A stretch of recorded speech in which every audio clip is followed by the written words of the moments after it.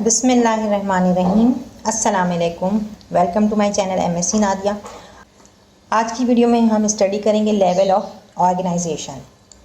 The level of organisation in living world are based on chemical foundation. All the living organisms are made up of cells, and the protoplasm of cell is the physical as well as chemical basis of life. These levels are as follows.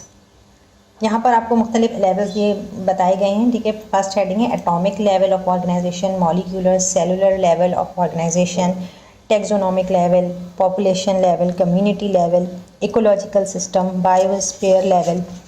तो अगर हम किसी भी organism की basic level की बात करें तो सबसे पहले जो है वो हर जानदार जो है वो किससे बना हुआ होता है। जैसे कि हम पढ़ चुके हैं कि कोई भी जानदार जो है वो सेल से बनता है, और सेल के अंदर जो फ्लूइड होता है, जो सस्पेंशन होता है जिसमें तमाम ऑर्गेनल्स होते हैं, उसे प्रोटोप्लाज्म कहा जाता है। और प्रोटोप्लाज्म ही फिज़िकल और केमिकल बेसिस ऑफ लाइफ है, ठीक है। यानी लाइफ जो है वो प्रोटोप्लाज्म पे डिपेंड करती है।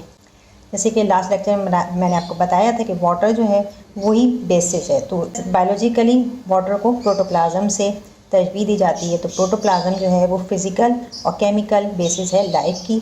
तो सबसे पहले यहाँ पर केमिकल लेवल पर ऑर्गेनिजम्स को स्टडी किया जा रहा है। फर्स्ट है atomic level of organisation. Level of organisation,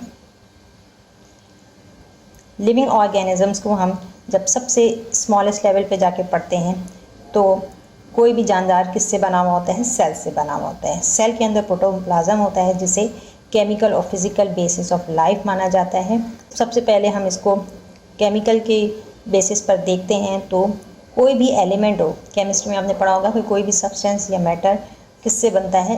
atom से बनता है, ठीक है। तो कोई भी एलिमेंट जो है वो बहुत सारे एटम से मिलकर बन रहा होता है। तो शुरुआत में साइंटिस्ट यही समझते थे कि एटम जो है वो सबसे छोटा पार्ट होता है एलिमेंट का, लेकिन बाद की स्टडी से पता चला कि एटम्स के भी छोटे पार्टिकल्स होते हैं जिनको सब एटॉमिक पार्टिकल्स कहा जाता है। एटम जो है वो सब एटॉमिक पार्टिकल से मिलकर बनता है। यानी एक एटम के अंदर इलेक्ट्रॉन, प्रोटॉन और न्यूट्रॉन पाया जाता है।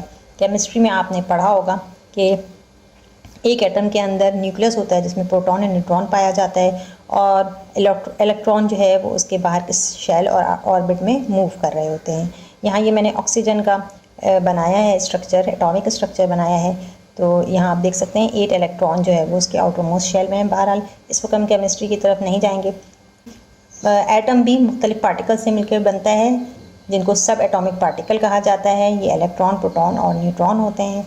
एटम कभी भी फ्री एग्जिस्ट नहीं करता, हमेशा मॉलिक्यूल्स की फॉर्म में पाया जाता है। जब दो या दो से ज़्यादा एटम्स मिलते हैं तो वो क्या फॉर्म करते हैं? मॉलिक्यूल फॉर्म करते हैं। जैसे ऑक्सीजन है, ऑक्सीजन कभी भी फ्री एग्जिस्ट नहीं करता, बल्कि वो दूसरे मॉलिक्यूल्स के, दूसरे एटम के साथ मिलकर मॉलिक्यूल फॉर्म कर देता है, ठीक है। कभी भी ऑक्सीजन फ्री एग्जिस्ट नहीं करता, बल्कि दूसरे एटम के साथ मिलकर वो मॉलिक्यूल फॉर्म करता है। जैसे ऑक्सीजन मिल जाएगा तो ऑक्साइड बन जाता है, या कार्बन के साथ मिल जाएगा तो कार्बन डाइऑक्साइड बन जाएगा। वो कहने का मकसद ये है कि ये फ्री एग्जिस्ट नहीं करते हैं। इसके बाद all the matter is made up of elements which is composed of atom. जैसे मैंने आपको बताया अभी कि तमाम एलिमेंट्स जो हैं वो किससे बनते हैं? एटम से बनते हैं। एटम का मतलब ये है ए मीन्स नॉट और फॉर्म मीन्स कट, यानी इसको मज़ीद जो है वो कट नहीं किया जा सकता, छोटा नहीं किया जा सकता। ये एक इब्तदाई स्टडी थी, ठीक है। ये बिगनिंग में ऐसा सोचा जाता था। तो बाद की स्टडीज़ से ये साबित हुआ कि each atom is made up of sub atomic particles such as electron, proton and neutron, जो कि मैंने अभी आपको समझाया भी। In nature there are more than 100 kinds of elements.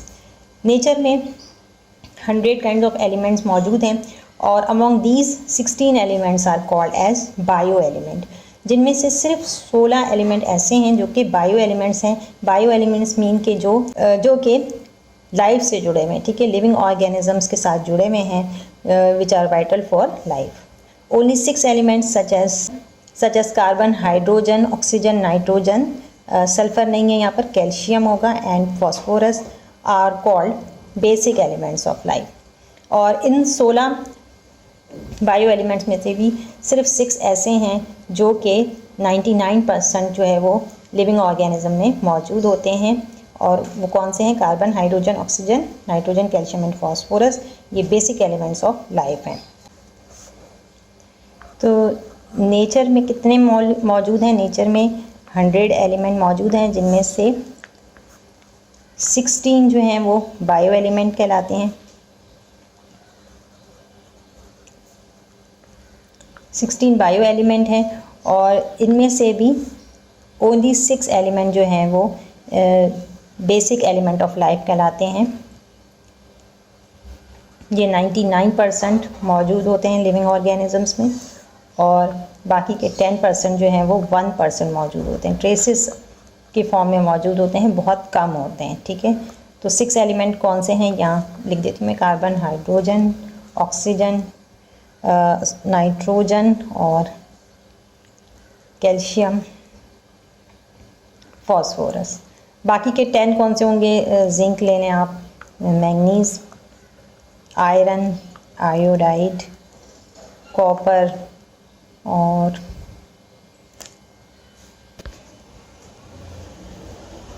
Potassium and sulphur. इसके बाद है molecular level of organise. Molecules are formed by the binding of atoms. बहुत सारे एटम्स से मिलकर मॉलिक्यूल बनता है, या 2 एटम भी अगर मिल जाएं तो वो मॉलिक्यूल्स फॉर्म करते हैं।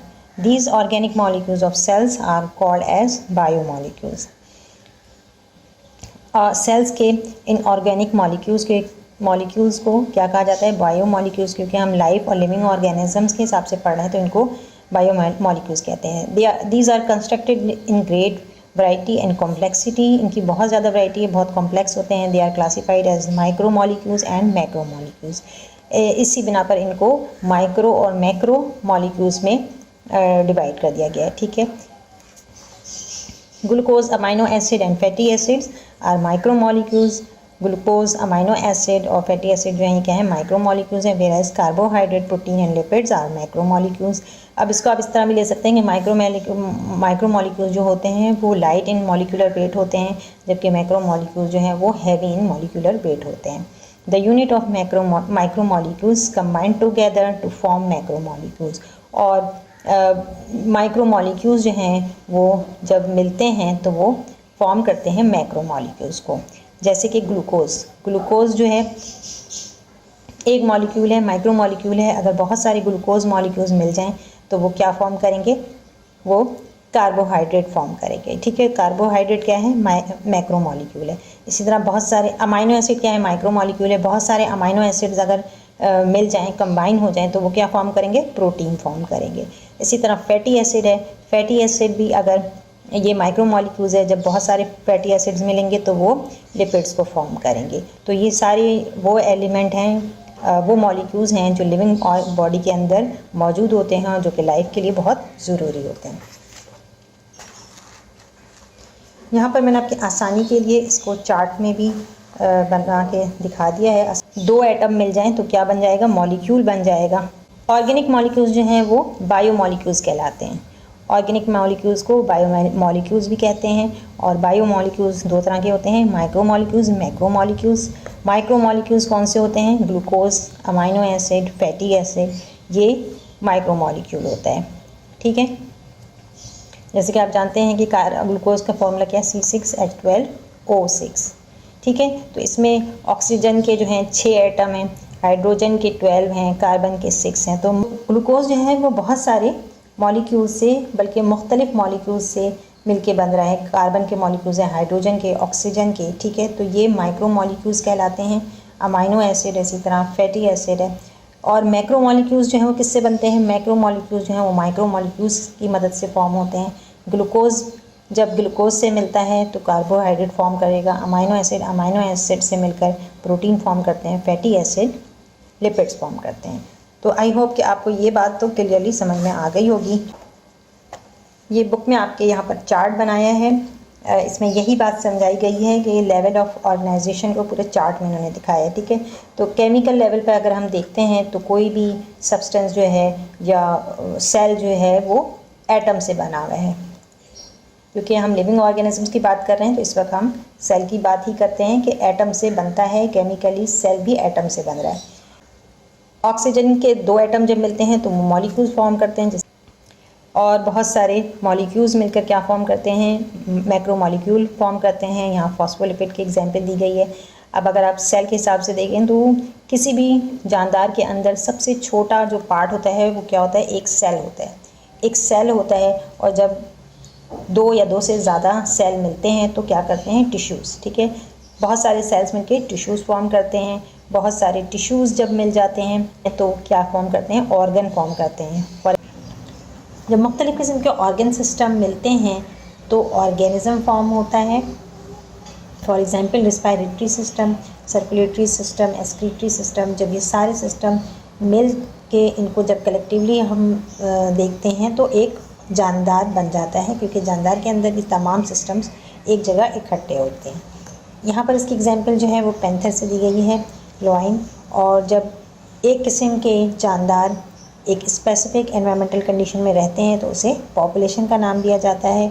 और जब मुख्तलिफ़ किस्म की पॉपुलेशन एक ही स्पेसिफिक हैबिटेट में रहती है तो उसे कम्युनिटी कहा जाता है। और कम्युनिटी जो है वो इकोसिस्टम को बनाती है। इकोसिस्टम क्या होता है कि जब लिविंग और नॉन लिविंग एनवायरनमेंट एक दूसरे के साथ इंटरेक्ट करते हैं तो इकोसिस्टम बनता है। जैसे कि रिस्पिरेशन के लिए हमें ऑक्सीजन चाहिए होती है जो कि हमें हवा से मिलती है, और ये एक नॉन लिविंग एनवायरनमेंट है। एयर से हम ऑक्सीजन हासिल करते हैं जो कि नॉन लिविंग एनवायरनमेंट है, और इसके रिटर्न में कार्बन डाइऑक्साइड जो है वो रिलीज़ आउट होती है जो कि प्लांट एब्जॉर्ब करते हैं अपनी ज़रूरत के तहत। तो एक तरह से ये जो है इंटरेक्शन है लिविंग और नॉन लिविंग एनवायरनमेंट का, तो इससे इकोसिस्टम फॉर्म होता है। और बायोस्फीयर, इसके बाद बायोस्फीयर की बात करें तो ज़मीन का वो हिस्सा जहाँ पर लाइफ एग्जिस्ट करती है उसे बायोस्फीयर कहते हैं। और बायोस्फीयर में मुख्तलिफ़ किस्म के इकोसिस्टम जो है, ठीक है, मुख्तलिफ़ किस्म के इकोसिस्टम मिलकर बायोस्फीयर को फॉर्म करते हैं। तो ये था level of organisation, cellular level of organisation. Biomolecules when work together in the form of suspension it is called protoplasm। Protoplasm क्या है, जब बायोमॉलिक्यूल्स, जो कि मैंने आपको बताया कि 6 एसेंशियल बायोमॉलिक्यूल्स हैं, जब ये मिलके काम करते हैं एक सस्पेंशन की फॉर्म में तो ये प्रोटोप्लाज्म कहलाता है। when protoplasm work in the form of a unit this is called cell। और जिस तरह से हमने मैटर के बारे में पढ़ा कि मैटर का जो यूनिट होता है वो सब एटॉमिक पार्टिकल होता है जिससे एटम फॉर्म होते हैं। इसी तरह जब हम किसी जानदार को उसके इनिशियल लेवल पर देखते हैं, बहुत ही लोएस्ट उस पर जाकर देखते हैं, तो सेल जो है वो उसका यूनिट होता है। और सेल जो है प्रोटोप्लाज्म से बनता है। Cell is the basic unit of living organisms when similar type of cells organise together in a group called tissues. और जब एक ही तरह के बहुत सारे सेल्स मिलते हैं तो वो क्या फॉर्म करते हैं, टिश्यूज़ फॉर्म करते हैं। जैसे कि मसल्स टिश्यूज़, हार्ट में टिश्यूज़ होते हैं, नर्व्स टिश्यूज़ होती हैं, और एपिथेलियल टिश्यूज़। आपकी स्किन के उनकी जो टिश्यूज़ होती हैं वो अलग होती हैं। तो एक ही तरह के जब सेल्स मिलते हैं तो वो टिश्यूज़ को फॉर्म करते हैं। और जब different type of tissues arrange होते हैं पर्टिकुलर मैनर में एक वर्क को, एक फंक्शन को अंजाम देने के लिए, तो उन्हें ऑर्गन्स कहते हैं, ठीक है। तो जब भी मुख्तलिफ़ किस्म के टिश्यूज़ एक ख़ास तरतीब में मिलते हैं और एक ख़ास फंक्शनिंग को परफॉर्म करते हैं तो उसे ऑर्गन कहा जाता है। इसी तरह ऑर्गन्स जो हैं वो मिलकर ऑर्गन सिस्टम फॉर्म करते हैं, और ऑर्गन सिस्टम के बहुत सारे ऑर्गन सिस्टम के मिलने से एक मल्टी सेलुलर ऑर्गेनिज्म जो है वो बनता है। इसके बाद है taxonomic level. There is another level of organization which is related with living organism। अब ये टेक्सोनोमिक लेवल पर अगर हम जानदार की स्टडी करें तो इसमें क्या होता है कि species the species is the smallest unit of taxonomic level of organisation, ठीक है। अगर हम टेक्सोनोमिक लेवल पर पढ़ रहे हैं तो स्पीशी जो है वो सबसे छोटा यूनिट होता है, which includes morphologically similar living organism which interbreed and produce fertile offspring। Species क्या होते हैं, स्पीशीज़ को कैसे डिफ़ाइन कर सकते हैं कि ऐसे ऑर्गेनिज़म जो मॉर्फोलॉजिकली यानी देखने में, फिज़िकली बिल्कुल एक दूसरे से मिलते जुलते हों और जो कि आपस में ब्रीड कर सकते हों, अपनी नस्ल को आगे बढ़ा सकते हों, ऐसे लिविंग ऑर्गेनिजम्स को स्पीशीज़ कहा जाता है। इसके बाद है पॉपुलेशन लेवल।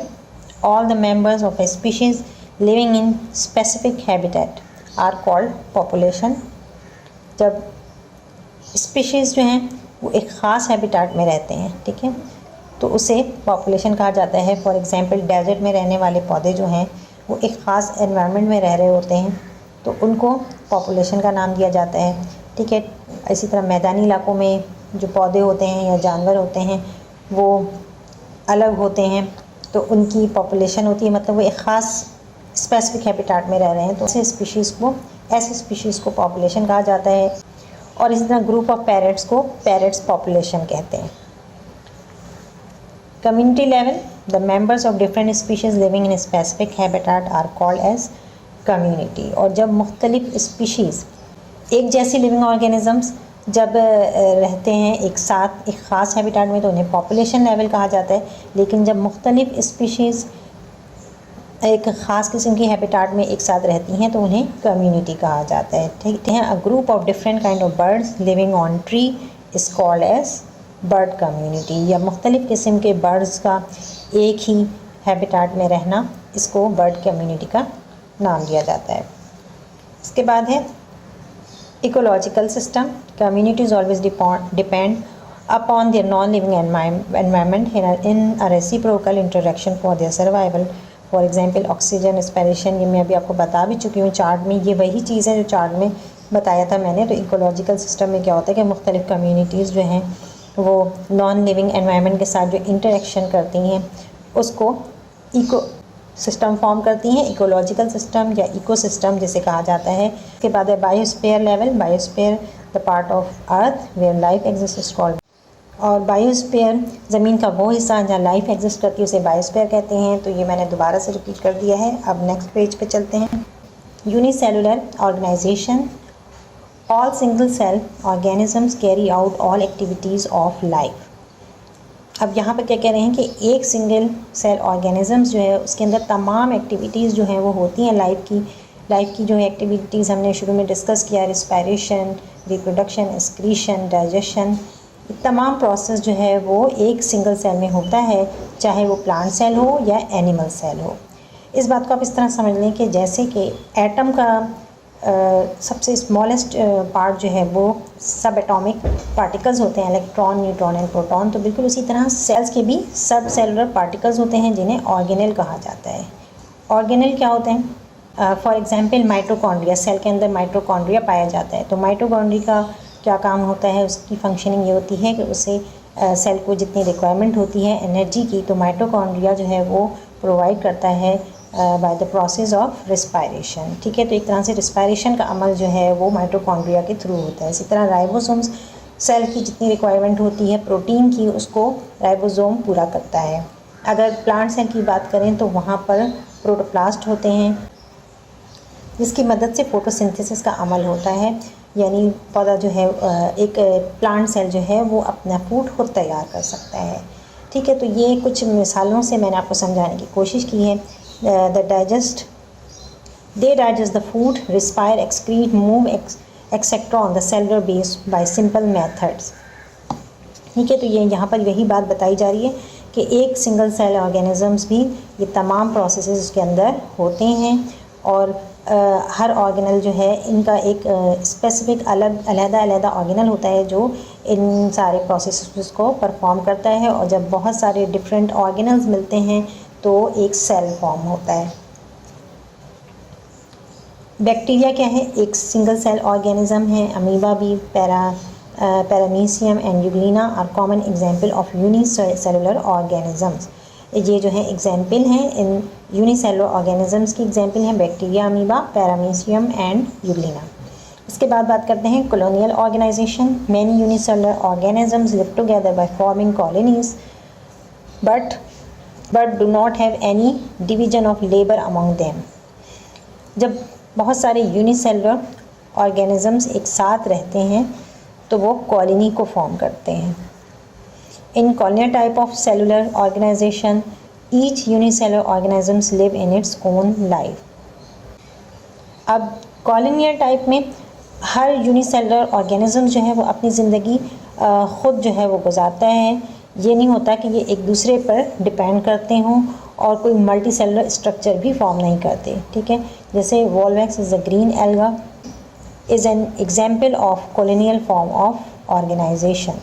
तो वॉल्वैक्स जो है वो ग्रीन एल्गी है जो कि एग्जाम्पल है कॉलोनियल फॉर्म ऑफ ऑर्गेनाइजेशन की।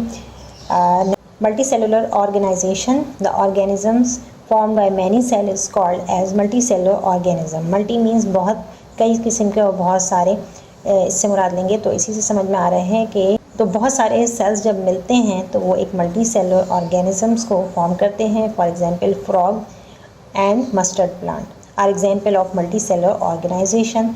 तो फ्रॉग और प्लांट जो है वो मल्टी सेलुलर ऑर्गेनाइजेशन के एग्जाम्पल है। अगर यूनिसेलुलर ऑर्गेनाइजेशन की मिसाल देंगे तो हम कहेंगे bacteria, amoeba, paramecium and Euglena, ठीक है। तो ये जो है आपसे ऑब्जेक्टिव इस तरह से पूछ सकते हैं, फुल क्वेश्चन भी आ सकता है।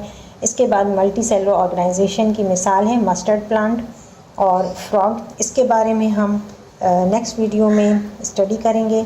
तो आज की वीडियो को यहीं पर एंड करते हैं। वीडियो पसंद आई हो तो लाइक और शेयर ज़रूर करिएगा। चैनल को सब्सक्राइब कर लें और बेल आइकन पर जाकर ऑन को प्रेस कर लें ताकि मेरी हर आने वाली वीडियो आपको मिल सके। नेक्स्ट वीडियो तक के लिए अल्लाह हाफिज़।